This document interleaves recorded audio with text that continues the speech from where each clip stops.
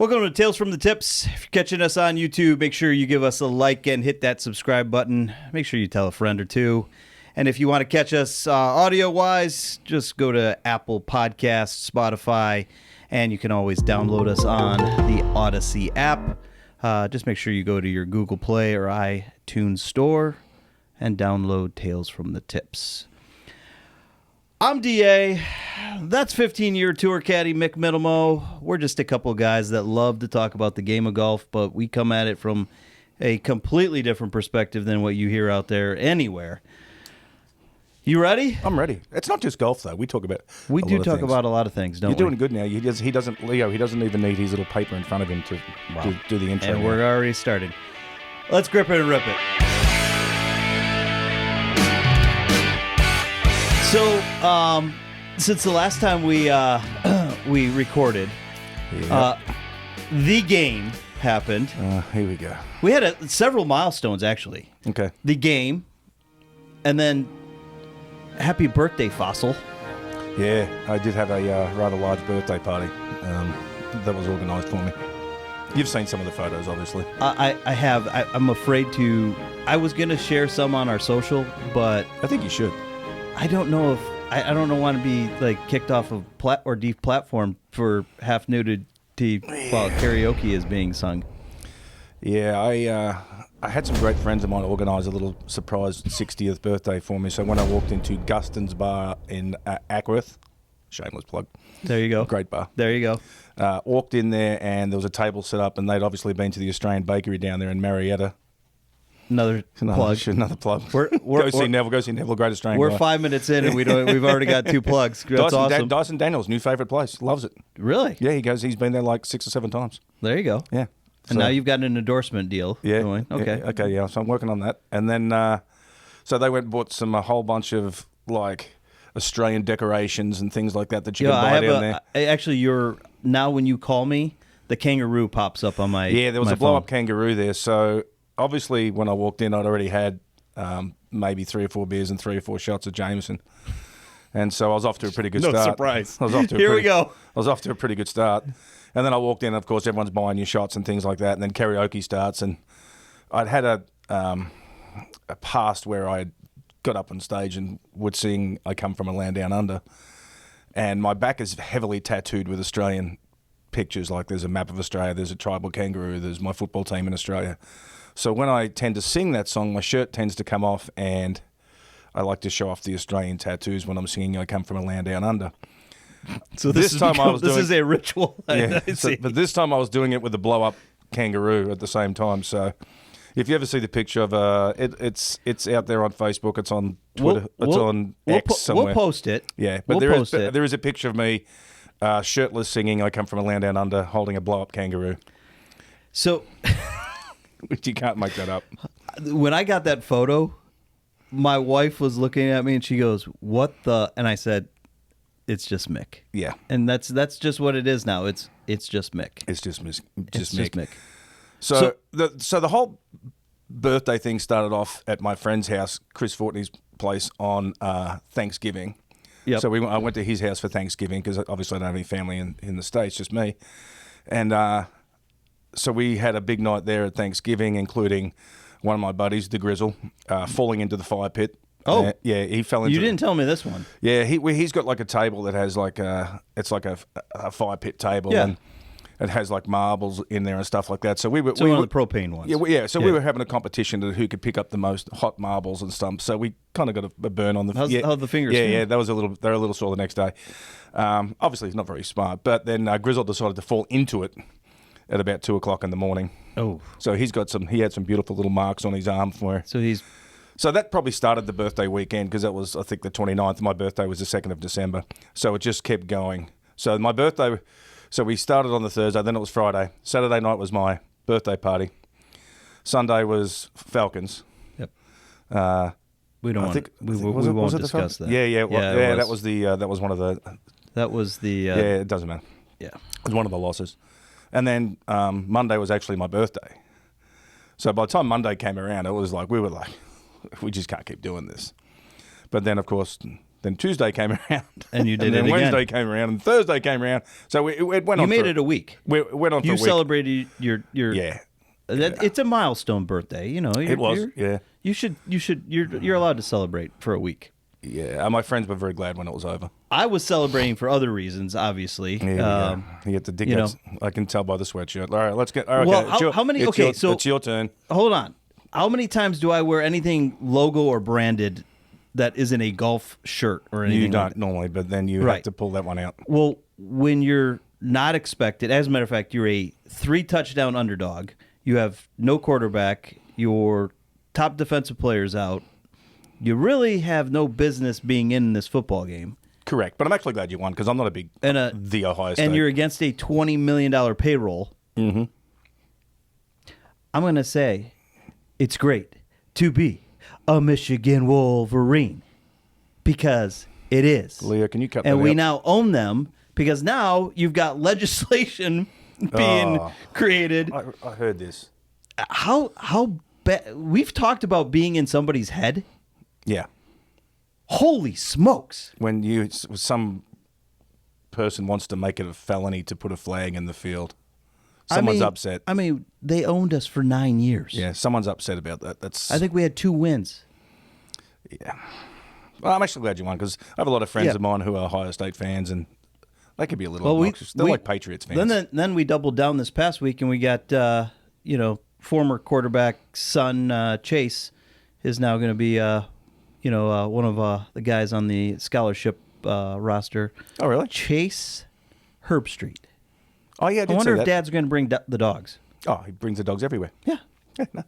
Be an interesting look in Ann Arbor. All right, come on, you got 1 more minute of Michigan, then we have to change. Okay, the well subject. we are. We're gonna move on. So, literally, we've had a lot happen since the last recording. Yep. We had our charity golf outing for Pets for Vets. Mm-hmm. You and I, and then our 2 comrades, Umberto and Michael. We played in honor of Jared. Yep. You'll be able to check out those photos. We'll post them up on our Instagram and X accounts coming up. We'll make sure executive producer Kim. Oh, yeah. By the way, I know where she's at. Where is she today? She's at a Christmas party in Austin, Texas. For work? Well, not for her. Not for us. I mean, obviously, her and I work together. For her boyfriend's company. She's been here like 3 weeks and she's got vacation already? She's already got vacation. She's like gone. Nice, okay. I don't know what she does anymore. Must be nice. I mean, I know she sends emails to Leo, moving our Doing it schedule right around now, all the 'cause time. Leo's on his phone now, so I mean, Leo, did you see that sweater he's wearing today? Come on, Leo. Can you come on camera? Leo just gave you a hard no. Leo just gave me a hard no from Leo back there. I'm going to take a picture of it and post it on my Facebook today. I think we should do that. We'll take a photo with Leo. We'll post it up on socials. The mystery man. But so we'll get back into let's get back to golf. Yeah. So, we were challenged by the members of Eagle Watch Golf Club. We didn't win. We did not. We didn't play that great. No, we shot a measly 17 under. Yeah. 18, 17 under, 18 under. Legit. But you know what? The best part of this is they didn't win either. We destroyed them. Yeah. Oh no. We definitely beat them. Yeah, we destroyed the members there that were. But Squid Nation or whatever it was. Our good friends at La Cima Restaurant Group, which we will be at one of their locations as a part of the Mick World Bar Tour. We'll let you guys know that. By the way, our first broadcast of the World Tour will be here in the back nine. We're gonna have to set up a date at Gustin's, like either episode 17 or 18. We'll finish out. They're excited by that. I think what we should do is like finish it out. We'll record a couple from there, like 17 and 18. Finish out. They're excited by that. They kind of want to have a Q&A on us. a Q&A on us. Yeah, like asking us questions about golf and things like that. They want to. They want to. Yeah, there's a lot of questions they want to ask us. I don't know if Executive Kim's going to allow them on a podcast. Well, they don't have to put their heads on there. Just the questions. We're just going to get lobbed questions from inside the bar. Yeah. Okay. Leo, what could go wrong? We might need security. What could go wrong? What could go wrong? We just heard about your birthday week. So I want to ask you, because we talked about it while we were out there. Thoughts on the outing and thoughts on the course. I know you and I talked about Eagle Watch a little bit while we were out there. What did you think? I have to be diplomatic. We'll be diplomatic. I am diplomatic. They need new cart paths, that's for sure. I would agree with that. Yeah. It's not my favourite golf course, but it's fine. It's a decent members course. I think it's anything horrible, but I think there's better. It wasn't in the best of conditions. No, but here's the things that we talked about. One, I don't particularly dislike the layout of the golf course. It actually was it's a decent layout. Yeah, I think there's a couple of holes, maybe I think 1 or 2 holes that probably they kind of crammed in there. Yeah. But you're in a neighborhood, so we kind of figure that. But we ran into, this is course number 2 that we finished on a hole far away from where it should be, the clubhouse. Yeah, and you know my feelings on that. So I gotta ask, what would you have done differently there? Because 9 finishes right at the clubhouse. Perfect. But as I said on a couple of other podcasts, I'm always big on the 18th hole finishing right by the clubhouse. So it's just so you can sit outside, you can watch people finish on 18 and stuff like that. It's just you'd flip the 9s around. Yeah, for sure. Yeah, there's just something about it. I just don't understand why they and a lot of these times I think it's because it's just bad golf course design. It's like, really, to me, it's like, okay, let's finish up right by the clubhouse. It's both the 9th and the 18th should finish by the clubhouse. They should. It's just, I just think it doesn't make any sense to me because, I mean, some of the best golf courses in the world, right by every one of them is like finishes by the 18th. So you said member layout. Yeah, it's so when you were as a caddy, and you and I did not talk about this while we were out there. Like, what were your thoughts from a caddy perspective out there? Well, I probably didn't. That's funny because I didn't really. It's funny sometimes you go into playing mode and into caddying mode. They're two different things. Yeah. And it took me a while to realise this because when I'm out there caddying, I would be like, okay, we got to hit it down here. I'm not looking at any of the trouble. I'm just, all I see is fairways and where we have to hit it and lines and we're going to hit it here. And when you get into playing mode, then I see all the trouble. Yeah. You know, I don't want to hit it over there. I don't want to hit it over there. I don't want to hit it over there. So it gets you into 2 different modes. So when I was at Eagle Watch, I was probably just in playing mode more than anything. It's like, you know, especially when you're in a scramble because there's some sort of strategy, especially when we've got one guy who hits it 330 yards every time. Mm-hmm. And so, which he wasn't, by the way. No, he didn't have a very good driving day. He did not. Not like when we won our first championship, but we'll let him off though. He's got a good 2-iron now. Yeah, I was gonna. Okay, so you brought it up. I sold him my 2-iron, my baby club the thing I've had for 7 or 8 years. The one that you had threatened me that you were going to threaten you with. Yeah, but then I turned 60 and I realised I can't hit it that far anymore. Yeah. Well, that's all right. I'm about 10 years behind you. We'll celebrate mine in in March. I'll be on those white tees very soon. Yeah, we'll be there together. not for a while for you. Yeah. I mean, but yeah, I did sell my 2-iron to him, but because he's a much better. I'm still hurting from the outing, so let's we'll leave it there. We might need some other sponsors, more like chiropractic and. Oh, I will for sure. You know, for sure. But yeah, but golf. Like I said, I wasn't really in the caddy mode sort of thing. I was like in playing mode, and so it's again they're 2 different. They really are 2 different things. Because when I caddy, I don't see the trouble. I see this is where we need to hit it. We put it down here, put it down here, put it down here. I don't look at where the player be like, well, how far is it to carry this? I'm like, well, this doesn't come into play. But you see now you say this. Mm-hmm. So I was taking notes. Oh, okay. You did go into caddy mode for Michael. Yes. While we were out there. Yeah.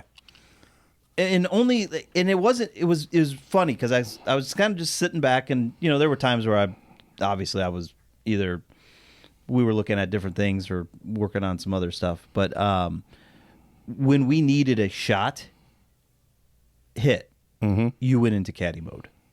Talking about, what? You were laying out the trouble spots, the landing spots. And I think it's also a confidence in the player. Yeah. that you could literally, because you were not having that conversation with me. And listen, I'm not taking any offense to that. Mm-hmm. I was playing out of my mind to start that round. Yes, you did.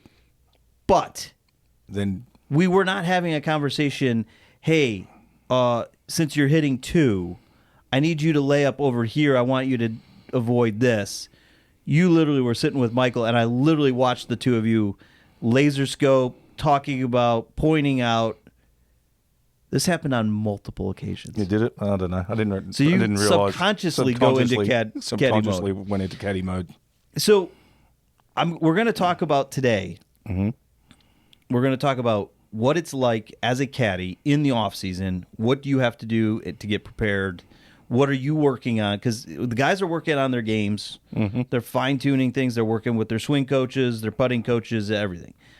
Before we get there, you laid it on me this past week. You played in a 3-man scramble. So we're going to put a bow on outing season after today because I think we're pretty much Done. We're done. Yeah. I may get out and play a happy round here or there, but Yeah, the weather's got to get more better than today. It's a look. The fact that you're wearing jeans, Yeah. And I have the last few times. But yeah, the shorts are gone for a little while. There was so much ice on my windshield this morning. I was like, "Are you serious?" It's like, well, I made you get up a little earlier you than did make normal. me get up a little earlier today, but caddy. That's because of Executive Kim, Yeah.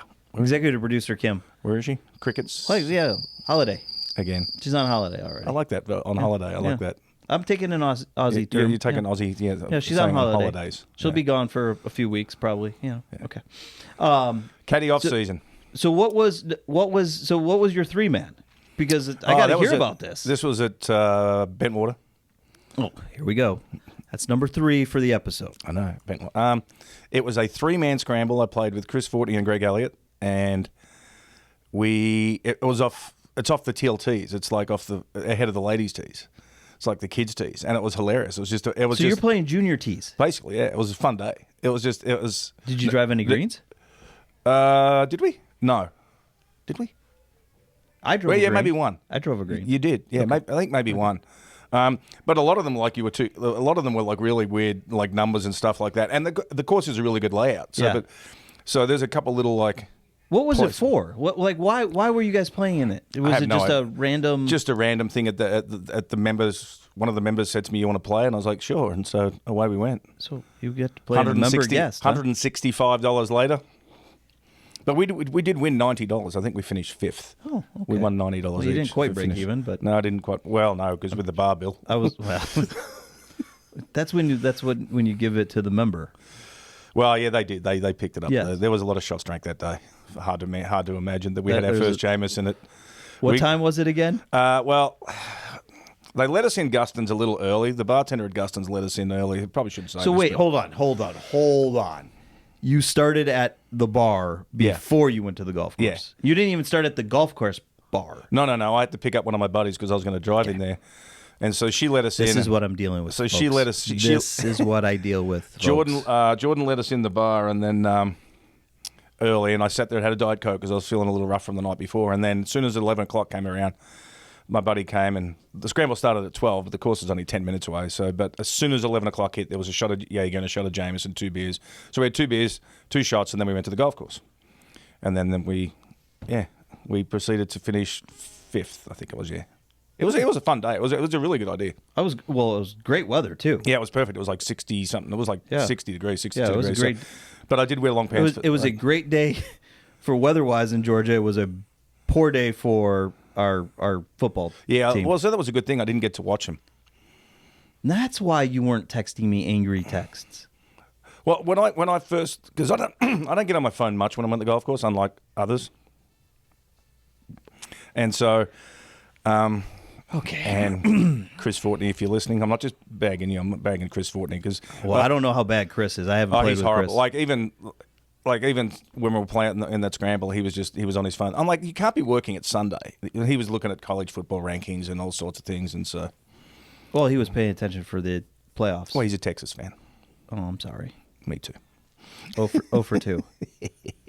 Yeah, I actually had a Georgia jersey on Saturday. I actually wore a jersey. Our jersey. director of sales here had made some pretty outlandish bets going on. It was kind of fun. It's been a fun week at the station this week. As a transplant Dogs fan, well, most of the girls are all Dogs fans now. I may have said a few things to him, and I may have been wearing some Georgia gear earlier this week. Yeah, I had some Georgia. I wore a Georgia jersey for the first time in my life. So go Dogs. Well, you can say it. You don't have a college team. I'm a Nebraska fan. You know that. Oh gosh. Yeah. Go Dogs. But I actually had a Nebraska. Go Big Red. There you go. I actually had a Nebraska like long sleeve underneath my Georgia jersey, so just to make myself feel better. There you go. Okay, so off season. Well, before we get to it, so executive producer Kim, before she left on her holiday, Yep. She needs golf lessons. She said she made wants a to commitment. she wants to No. play. You ready for this? She wants to play with us next year in one of our outings. And I said, under one condition, you get golf lessons first. Okay. So I did a little research. Shocking. Mm-hmm. Your soon-to-be head pro at the soon-to-be club that you're going to join after the first of the year because you're heading back down under for a few weeks. Yep. She specializes in instruction with kids and women. All right. So we have to sort of. You have a job. Okay. You need Actually, to set up. Technically, I don't. You do now. Okay. I'm giving you a mission. Okay. You are going to get her set up for lessons. All right. That's your job. I can work. I get that. You got that? Yeah, I got it. Okay. So I guess we're doing a podcast at Bentwater. well, whatever you have to work in, I'm sure we can, Leo will not be able to wear. Yeah, I see that. Leo's going to be on the road again. We're definitely not allowing him to wear that sweater. I love that sweater. I want to see you in that sweater then. I don't think that would fit me. I don't think so. That's probably it. Leo's just a little smaller than me. Well, we'll take a photo and we'll show the audience. I will. Okay. Off season as a caddy. Yeah, not much happens. Come on. Not much happens. You just lay around. Pretty much. Do nothing. No. Work out? Play some golf. Back in the day, yeah, I would hit the gym for sure. Absolutely. Would you at least go to the range to Hit some balls? not you hit some balls? To watch your player? Yeah. If They wanted. if you wanted, but I mean, a lot of the times we don't live in the same state. Like I caddied for Greg, lived in Florida, and I was in Atlanta. And now when I caddied for Jared, I lived at Jared's house, so that was easy. But I mean, yeah, and Daniel Chopra, same. He was in Florida, and I was in Atlanta. I mean, so there was a lot of times a couple of weeks before. Now I'm seeing why we're no longer a PGA Tour caddy. Well, a lot of times before, you would like the off season was a lot longer than what it was now. And so now the wraparound, there's really not much off season now. Whereas before it was like 2 months. So, but I would go down like a week or two before the season started, and we'd go to the range and just watch him hit balls again and work out and do that sort of stuff. So, and sort of prepare it that way. But most of the time, the players like just. Is this okay? Let me ask you this then: is this the time when guys are starting to make changes with caddies? Yes and no. I mean that can happen anytime. Well, Normally, obviously. it's usually by the end of the year. They're like, "Hey, we're going to try something different," and sometimes they want to start afresh with a new caddy at the start of the year. That happened to me a couple of times. Yeah. Yeah. Well, obviously. Yeah. Yeah, definitely. Hawaii. Hawaii Rings a bell. Yeah, Hawaii rings a bell. It's such a great place for me. Great memories. So, by the way, in a couple of episodes, we're gonna give our predictions for the year for the majors. Well, we'll do majors, but we'll get into, as we get closer to the start of the new season, we'll start talking about individual tournaments because you have to start naming your bars. I'm not going to let you off the hook on that either. What, naming my bars? Your favorite bars in the cities that they're playing the tournaments in. This is kind of really weird. A lot of the places, we didn't really go to like different dive bars and stuff like that. Like I'd go and have dinner with Greg or Daniel nearly every night. We'll have interesting stories. Yeah, but it was normally. I can't wait for you to talk about that tournament in May. That's going to be a fun one. Which one? Yeah, the one at his place. Oh, Jack's place. Yeah. Yeah, I played that course though. It's nice. So, But a lot of the times we'd go out for dinner and be going to the same sort of place. I mean, if I was by myself, I'd just go find an Applebee's or something like that because I knew what I was going to get. And or if I was going out to dinner with Peter Lano, which I did nearly all the time, we'd find an Outback Steakhouse, believe it or not. Or it was just the same sort of place all the time. That was it. So a few beers. Aussies really do go to the Outback Steakhouse. We do. There's nothing Australian about it, but zero. There is absolutely nothing Australian about the Outback Steakhouse. Minus the Foster's beer. Well, we don't drink Foster's in Australia either. Right. You give that to the Americans. Sure do. See? Look, I do learn. You do listen to me. Well, sometimes. Okay. Have you heard any rumors or rumblings of caddy changes? No, I have not. I haven't. No big ones. Have you talked to anybody about making a change? No. I got to know this. This is more personal. Like, I got to make sure that one day you're not going to spring it on me that you're just going to leave the podcast because you're going to go back out on tour. It could happen. It could if the right phone call came along. Are you soliciting phone calls now? No, definitely not. Definitely not. Ricky Fowler. No, definitely not. It would be the Champions Tour. I would like to go out. I would like to go out to the Champions Tour and do like 3-round events and hang out with all the guys I know more than. Dude, I would love for us to be able to do the podcast from Sugarloaf when the boys are here. I'm sure we could figure that out. That would be fun. I'm sure. We should look into doing something like that. I'm sure we could figure that out. I know a lot of people on the Champions Tour. That's for sure. Well, and we've played out at Sugarloaf a couple times, so. Then you have a job. I have a job now. We have a job each. We got assignments. So no rumors, no rumblings. Not that I've heard. I could probably go and make some phone calls after this, but. Well, speaking of phone calls. Yep. Your other job is so do you want to make any announcements? Like, no. Do we have anybody? No, Daniel Trope is going to be our first guest. He is. He is 100% going to be our first guest. He's very excited to get on there because he wants to straighten something out as well. Oh.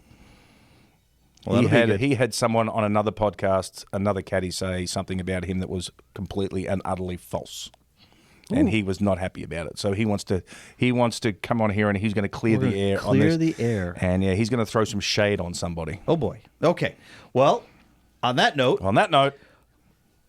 we will let you guys know when to tune in for Daniel's appearance. That's going to be a good one. That it will be a good one. So at this point, I think you and we're gonna get ready to get out of here and go. Let's go have a beer. Yeah, it's only. This is about the time you normally get started. No, it's not true. It is a bit early. Well, on the weekends it'd be a good start. So make sure you check us out on Instagram, X, and wherever you find your favorite podcast for the latest update on content and updates on when our releases are of our new and upcoming episodes. We hope your drives are straight, your putts are short, and your scores are low. We'll catch you next time on Tales from the Tips. See you guys.